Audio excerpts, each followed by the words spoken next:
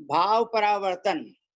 पंच परावर्तन में द्रव्य, क्षेत्र, काल और भव, इन चार परावर्तनों का वर्णन पिछले दिनों में 24 पृष्ठों में एक पेज नंबर 1 से लेकर पेज नंबर 24 तक पढ़ लिया गया है।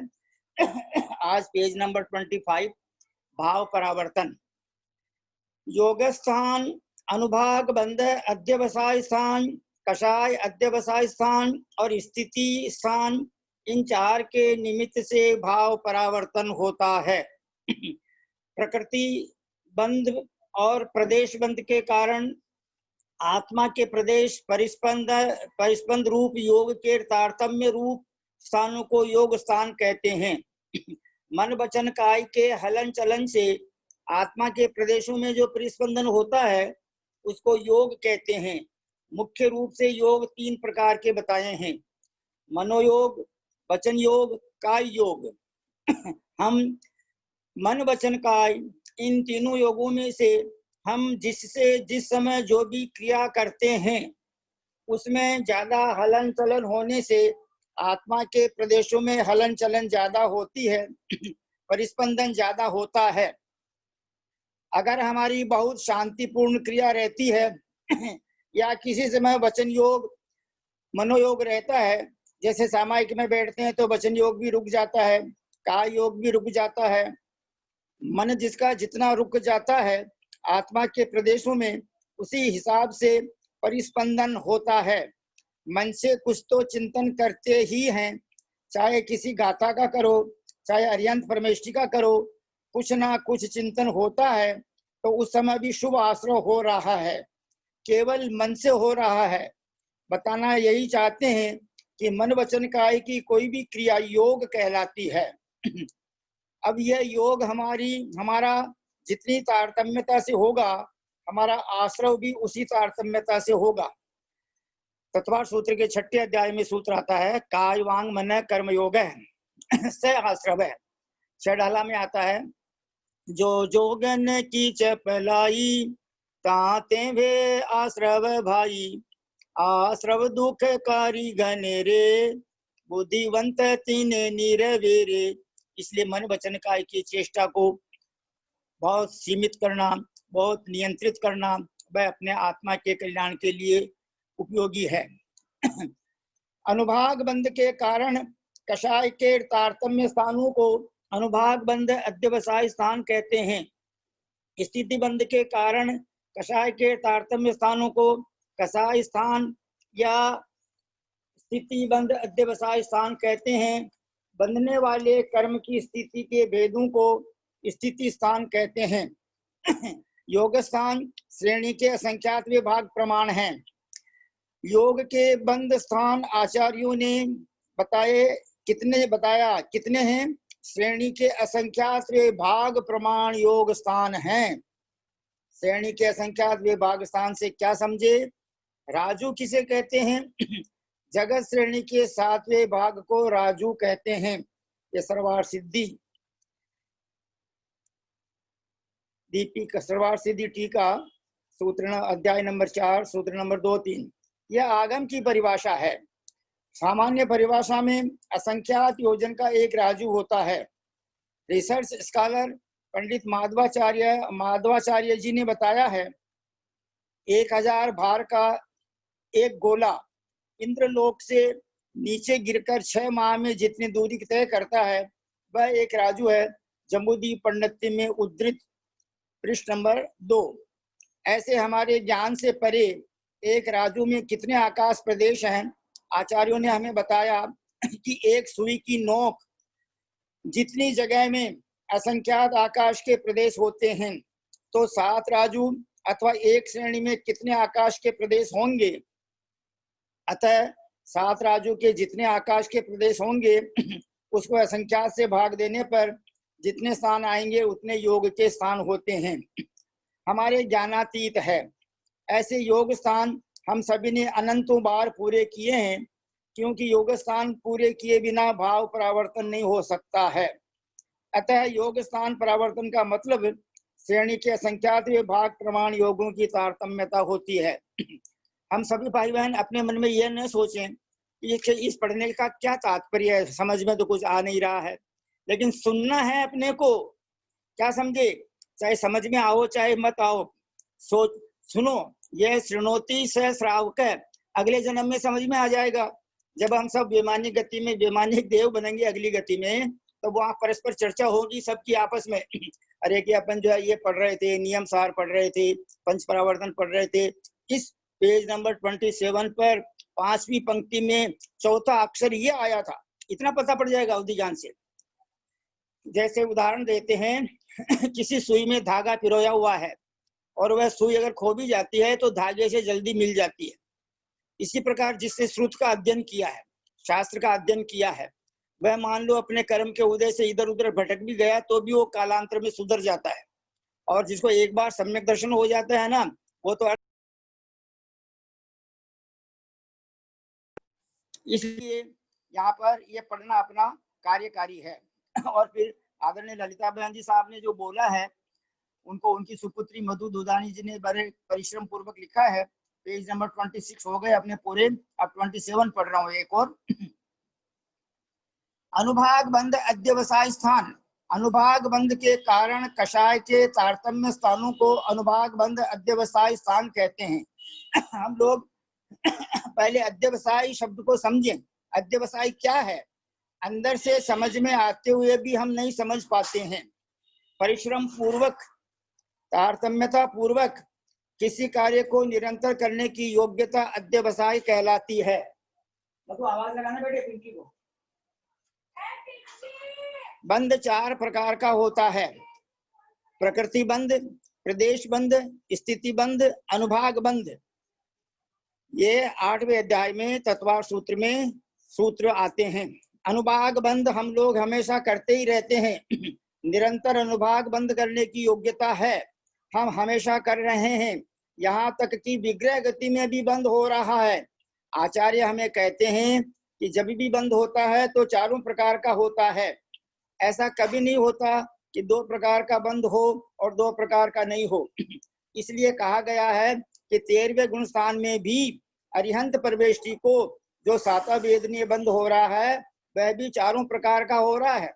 यद्यपि वहां कषाय का सर्वथा अभाव है, परंतु एक समय वाली स्थिति का बंद होता है, ऐसा धवला जी में आया है।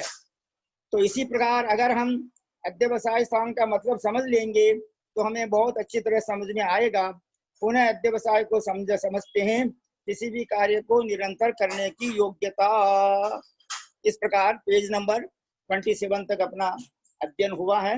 अब इसके आगे कल करेंगे। नियम सार जी गाथा नंबर 38 लेंगे सिर्फ। मंगलाचरण।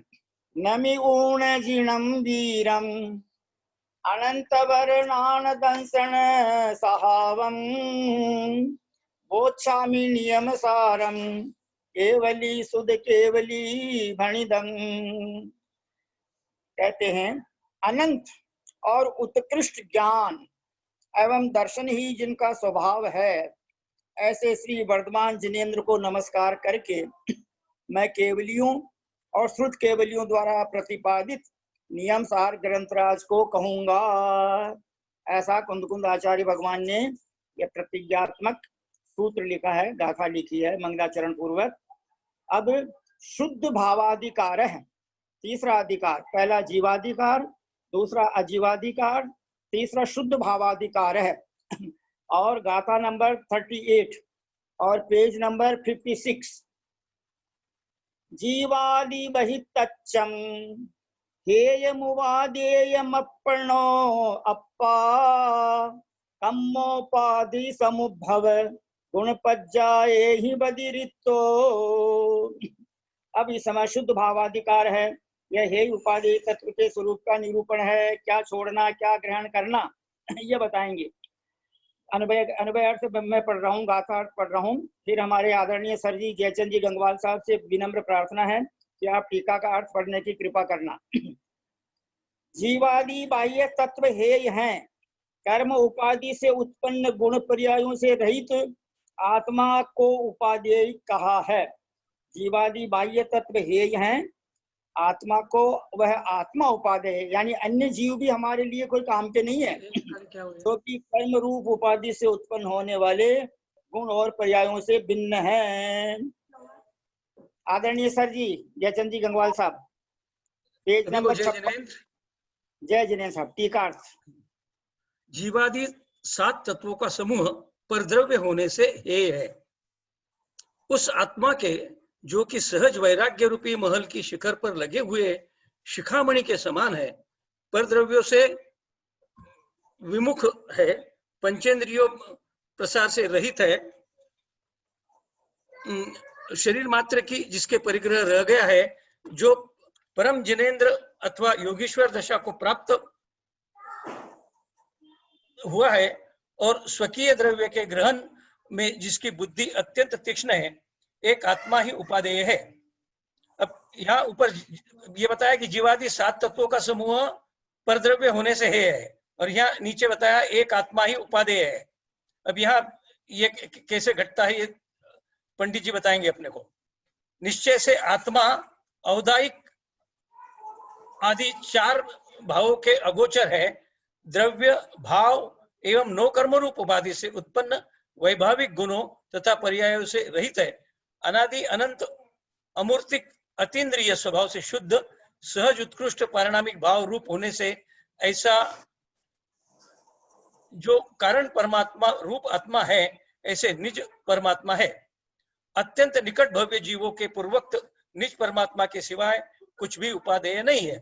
उस उक्त कथन का तात्पर्य है, टीकाकार कहते हैं, वह शुद्धात्म स्वरूप समय सार सदा जयवंत है, जो कि समस्त तत्वों में श्रेष्ठ है, सब प्रकार के अपायों से दूर है, जो निर्वाण के पार को प्राप्त कर चुका है, पाप रूपी वृक्ष को काटने के लिए कुठार के समान है, जिसके शुद्ध सम्यक ज्ञान अवतार स्वरूप है, जो सुख रूपी समुद्र के पूर के समान है और दुख रूपी समुद्र से पार हो चुका है। अब यह निर्विकल्प तत्व के स्वरूप का कथन करते हैं। बहुत सुंदर सर जी। यहाँ पर जो बताया है कि एक आत्मा ही उपादेय है, मतलब जो 7 तत्व हैं, जीव अजीव आश्रव बंध संवरण हिजरा मोक्ष, इनके अंदर अन्य जीवों को छोड़ देना चाहिए, अपने को अपना जीव अपनी आत्मा ही उपादेय है। यहाँ पर ये उसका मतलब हुआ। आदरणीय सोनू जैन जी साहब, सीए कोलकाता निवासी से विनम्र प्रार्थना है कि इस गाथा पर परम पूज्य आचार्य रत्न 108 श्री विशुद्ध सागर महाराज जी ने जो देशना दी है, नियम देशना ग्रंथ से हमें पढ़कर सुनाने की कृपा करें, समझाने की कृपा करें, और इस हिंदी पद्यानुवाद का पहले उच्चारण करें। गाथा नंबर 38 क्या हम लोग पढ़ें?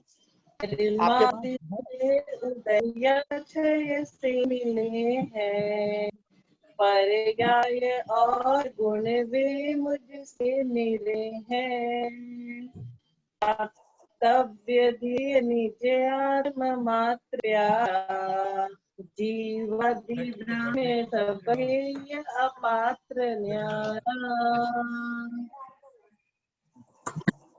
बहुत सुंदर। नियम देशना।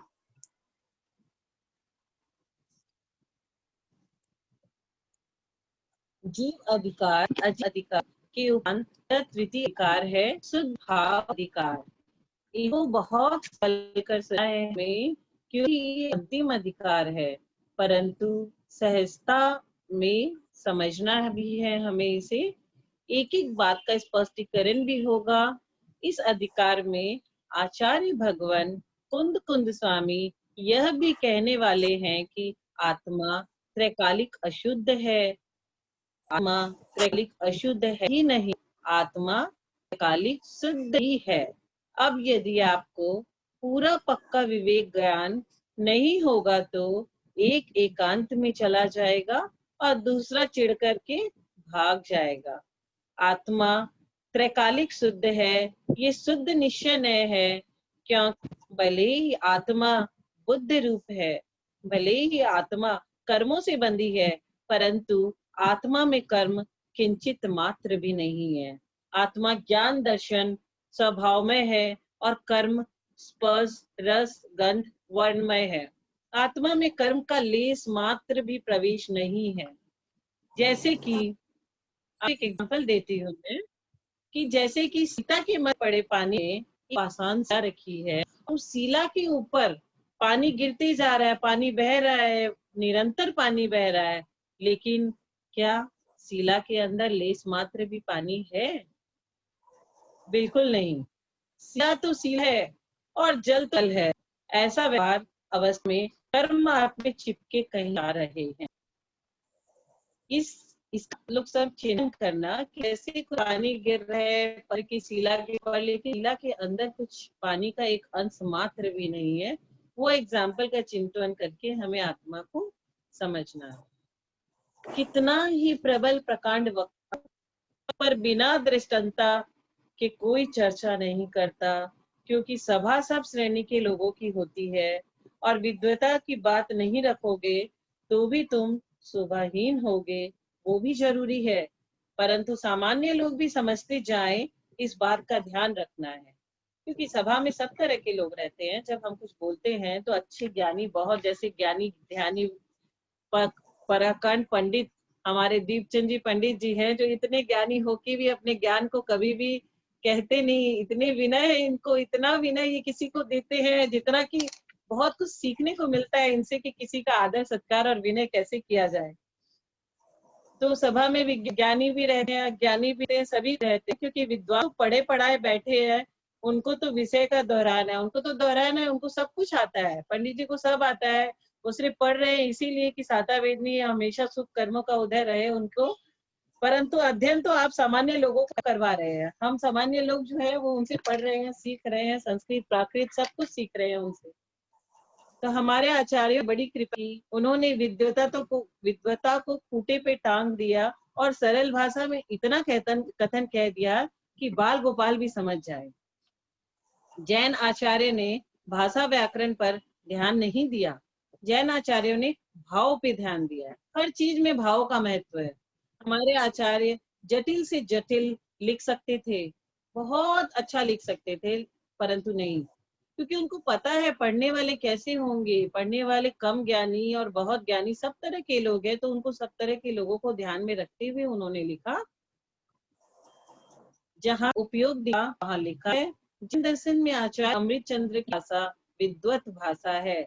सोमदेव सूरी के महाकाव्यों शास्त्रों की भाषा बहुत क्लिष्ट भाषा है। जटिल भाषा से तुम्हारी विद्वता तो झलक जाएगी, पर सामान्य लोग को लाभ नहीं मिलेगा। ये हमारे जो आचार्यगण है ना, वो हमेशा ये सोचते हैं कि सामान्य आम जनता को क्या लाभ मिल रहा है। उनकी जटिल भाषा से उनका स्टेटस तो बढ़ जाएगा, लेकिन आम पब्लिक को समझ में नहीं आए तो ऐसी भाषा का कोई महत्व नहीं। इसलिए हमारे आचार्यों ने टीकाएं लिखी, भाष्य लिखे। जब भी वक्ता कथन करे तो श्रोताओं को एक बार जरूर देख ले कि किस श्रेणी के श्रोता है, इनकी क्षमता कितनी है। जैसे कि आप सभी को पता है, जब किसान क्या करता है, अपनी मिट्टी को परखता है, पहले विचारता है कि कौन सी मिट्टी में कौन सा बीज लगाऊं तो कौन सा पौधा और कौन सा फल होगा। ऐसा नहीं है कि वो कोई भी मिट्टी लिया, कोई भी बीज लगा दिया और कुछ भी पैदा हो गया।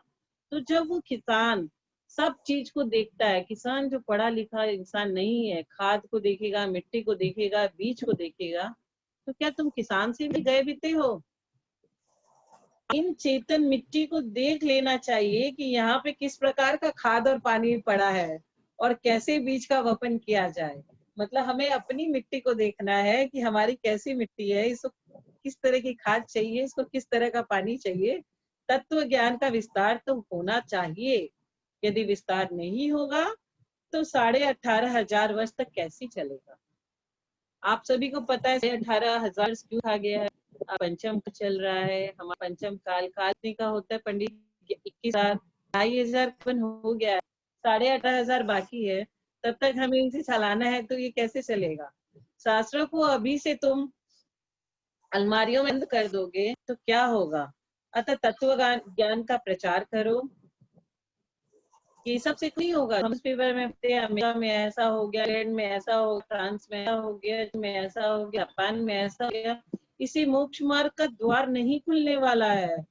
63 साल का पुरुष है, कहानी सुनाना ही है, तो इनकी सुनाओ। आपको प्रतिमा नियोग के ग्रंथ पढ़ो, अपने बच्चों को प्रतिमा नियोग की कहानी सुनाओ।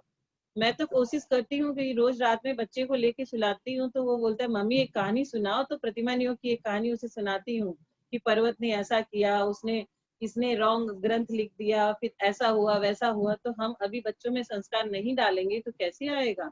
अगर हम बच्चों को कहेंगे आओ मैं तुम्हें जिनवानी पढ़ाती हूँ, तो वो कभी नहीं आएगा, कभी नहीं बैठेगा। लेकिन उनके प्रतिमा नियोग की छोटी छोटी कहानियां निकाल के हम लोग अगर सुनाएंगे तो बहुत बहुत ध्यान से सुनते हैं वो। था कि कितने तरह के पर्याय होती है, तो बोले मम्मी 5 पर्याय होती है, तो मैंने कहा 4 है ना, मनुष्य, देव, तिर्यंच, नरक। तो बोला मम्मी सिद्ध पर्याय कहाँ चली गई। तो कहानी सुनाई है आपको, तो आपको प्रतिमा नियोग की कहानी बच्चों को सुनानी है, कथा करना है तो इनकी कथा करो, त्रेषर शिला की पुरुषों की कथा करो, धर्म कथाएं हैं और तत्व चर्चा है इनमें। एक नियम ले लेना कि कभी भी प्रवचन सुनने जाओ तो वक्ता को सुन लेना पहले, और सुनने के बाद गुनना भी है। ऐसा नहीं कि हम लोग एक कान से सुने और भगवान ने 2 दिए तो दूसरे से निकाल के वहीं आ गए। हमें उस गुनना भी है कि कहाँ ले जा रहा है ये हमें और क्यों ले जा रहा है।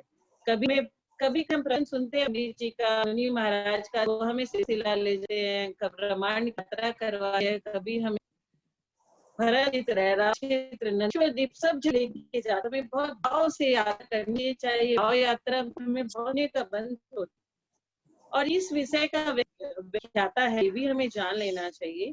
यदि कहीं चूक होती है तो आपको भी याद रखना, आपको भी उपगुहन और स्थितिकरण अंग का ध्यान रखना चाहिए। वक्ता कोई बहुत महान ही क्यों न हो, अगर उससे कुछ छूट गया है तो एकांत में जाके बोलना कि यह शब्द यहाँ पे छूट गया है। श्रोता भी इतना परिपक्व हो गया है कि अपनी चूक समझ जाएगा। श्रोता सुन रहे हैं, शांति से बैठे बैठे, जरा भी कहीं कमी होगी तो कल आप मंच व्यक्त नहीं कर पाओगे, पर अंदर ही अंदर चर्चा शुरू हो जाएगी कि इन्होंने तो ऐसा कह दिया लेकिन ऐसा था। इतना समझदार श्रोता है और होना भी चाहिए, क्यों न हो। सभी नहीं होते, कुछ कुछ होते हैं, पर उसका तरीका यही है कि ज्ञान में यदि दोष आ रहा है तो उस ज्ञान को आपको निर्दोष बनाना है। दर्शन, ज्ञान, चरित्र, इन तीनों में शब्द जुड़ा है। जब शब्द सम्यक, और सम्यक का अर्थ है निर्दोष। मुझे तो ये शब्द बहुत अच्छा लगता है। मैं बहुत छोटी थी तो मम्मी ने कहा भाई का नाम क्या रखना है, तो मैंने उसका नाम सम्यक रख दिया, क्योंकि सम्यक से सब कुछ शुरू होता है। सम्यक ज्ञान, सम्यक चारित्र, सब कुछ, सम्यक दर्शन। तो हमारे आगम में वक्ता का विशेष पहले दिया, फिर श्रोता का दिया। वक्ता की प्रामाणिकता ही वचन की प्रामाणिकता है। वक्ता को प्रामाणिक कहना चाहिए। मूल ग्रंथ कर्ता सर्वज्ञ देव, उत्तर ग्रंथ कर्ता गंधर्व देव और प्रति गंधर्व देव आचार्य परमेष्ठी 3 ही प्रवक्ता है। 3 सब बहुत महत्व है ना, अभी को विदित है। जैसे ही तीर्थंकर प्रभु का जन्म होता है तो उन्हें जब पर्वत पे ले जाया जाता तो सिंहासन 3 थे हैं, एक तीर्थंकर सबसे बड़ा, 2 इंद्रों का। इनके विरुद्ध जो बोले वो होता नहीं है, इनों के अनुसार जो कह रहे हैं वही होता है। यदि वाणी नहीं है तो उसी वक्ता हमारे यहाँ नहीं माना गया है। चढ़ना नियोग, करना नियोग वक्ता किसे रहेगा। 2 इंद्रियों से वक्ता शुरू हो जाता है और 1 इंद्रिय वक्ता जरूर नहीं होता, और 2 इंद्रिय वक्ता होता है। ये सिद्धांत का वक्ता है, 2 इंद्रिय जीव वक्ता है और वो बोलता भी है। आप कितने इंद्रिय हो, कौन साथी है आपकी। बोले मैं जैन हूँ, मैं ब्राह्मण हूँ, मैं क्षत्रिय हूँ, ये सब इंद्रिय जाति है बस, और जाति नहीं। ये जातियां तुम्हारे देश, प्रदेश, भाषा से बनी है। सिद्धांत जाति तो एक ही है। ये 5 जातियां है, 1 इंद्रिय जाति, 2 इंद्रिय जाति, 3 इंद्रिय जाति, 4 इंद्रिय जाति और 5 इंद्रिय जाति। अपना तो 5 इंद्रिय जाति के है, बाकी जाति अपन नहीं जानते। अपन इंसानों में फर्क समझते सिर्फ इतना कि हाँ ये सारे 5 इंद्रिय जाति हैं। उनमें आओगे तो लगे एक जाति सीख लो आप लोग, आपकी सिद्धांत की जाति है वह है पंचेंद्रिय। पर द्रव्य उपादेय नहीं था। आत्म सहज वैराग्य के भावाए सिर का चूड़ामी ये कलश पंच इंद्रिय के विषय से रहित है। मूल संयम है वह 6 गुणस्थान प्रारंभ होता है। संयम कहाँ से प्रारंभ होता है? हम तो सोचते हैं मुनि महाराज बन गए हैं, श्रावक को 4था गुणस्थान तक होता है, मुनि महाराज बनते ही 6ठे गुणस्थान तक वो पहुंच गए हैं, लेकिन संयम वहीं से स्टार्ट होता है। परम जिन योगीश जिनकी तीन बुद्धि यानी निज तव्य में ही क्षण है, दृष्टि है, वही आत्मा पाते है। और एक आदि जो 4 भाव है उनसे रहित जो आत्मा है वही कारण परमात्मा है। द्रव्य कर्म, भाव कर्म, 9 कर्म, इनसे रहित है जो आत्मा वही कारण परमात्मा है। फिर कार्य परमात्मा कौन होगा? द्रव्य कर्म, भाव कर्म और 9 कर्म से रहित देख रहा है शुद्ध उपयोग में, वो है कारण परमात्मा। और द्रव्य कर्म, भाव कर्म से रहित जो आत्मा वह है कार्य परमात्मा, सिद्ध भगवान। ये व्याख्यान निश्चय नय दृष्टि से है। निश्चय नय सभी पता है ना, निश्चय नय। ध्यान रखना, निश्चय व निश्चय में बहुत अंतर है। निश्चय और निश्चय नय, कोई चीज के आगे नय लग गया तो उसका परिभाषा बदल जाती है।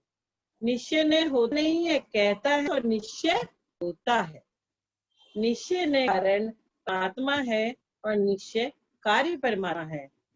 निश्चय ने जो भी शुद्ध की बात कर रहा है वास्तव में कारण परमात्मा है। ज्यादा शब्दों का विग्रह न बढ़ाओ। कभी कभी शास्त्रीय संगीत में क्या होता है, शास्त्रीय संगीत में क्या हो आपको पता है ना, सबसे का ऐसे चल जाता है, बस घंटों घंटों उसी में वो लगे रहते हैं और 2-3 स्वर उसी पे वो लोग करते रहते हैं, पूरा समय निकल जाता है। शास्त्रीय संगीत न बनाओ। इतने में तो जितने शब्द लगा दोगे उतना ही आप समय बर्बाद करोगे। इन्हीं अल्प से शब्दों से काम कर लो। इतना समझना कि द्रव्य कर्म, भाव कर्म, 9 कर्म से हित है आत्मा। आत्मा इन सब से हित है। ये निश्चय से, जैसे कि हमने पहले एग्जाम दिया था कि पानी के अंदर, पानी शिला पे रहा है, शिला को कुछ भी नहीं हो रहा है। हम लोग शिखर जी के पहाड़ की वंदना भी करते हैं तो देखते हैं गंधर्व नाला, वहां से पानी बह रहा है, शिला पर जाए, पर शिला के अंदर वो नहीं जा रहा है। ये निश्चय से संसार व्यवस्था यानी कारण परमात्मा, और निश्चय यानी जब सिद्ध बन गए। जब सिद्ध बन गए तब निश्चय। अब निश्चय नहीं लगाना है तो नया अतीत है। अब नए से नहीं जुड़ना। स्वभाव जो द्रव्य का है वो निश्चय नय नहीं है, वो निश्चय है। पानी शीतल है, निश्चय नय से नहीं।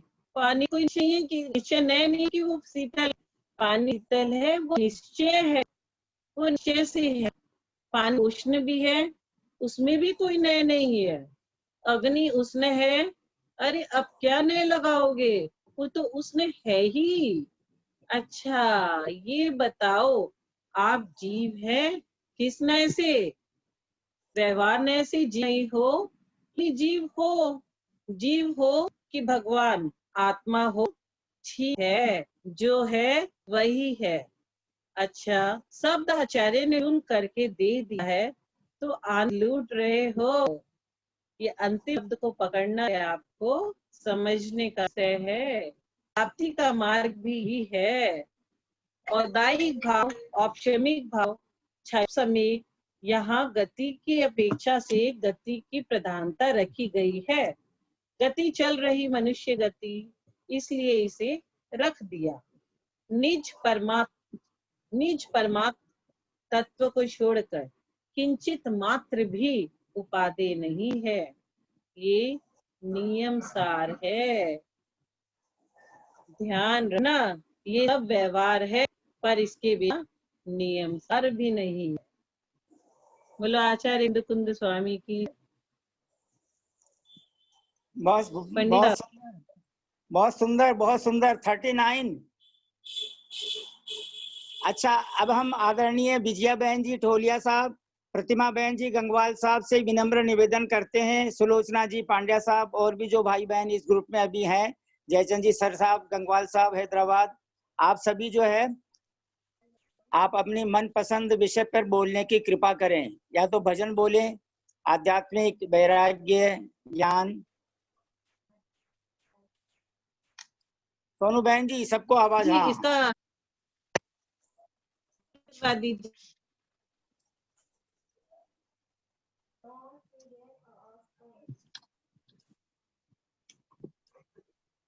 दीदी, सर जी सोनू आप। दीदी। हाँ विजया बहन जी, आपकी आवाज आ रही है, प्लीज। हाँ हाँ, मैं बोल रही हूँ।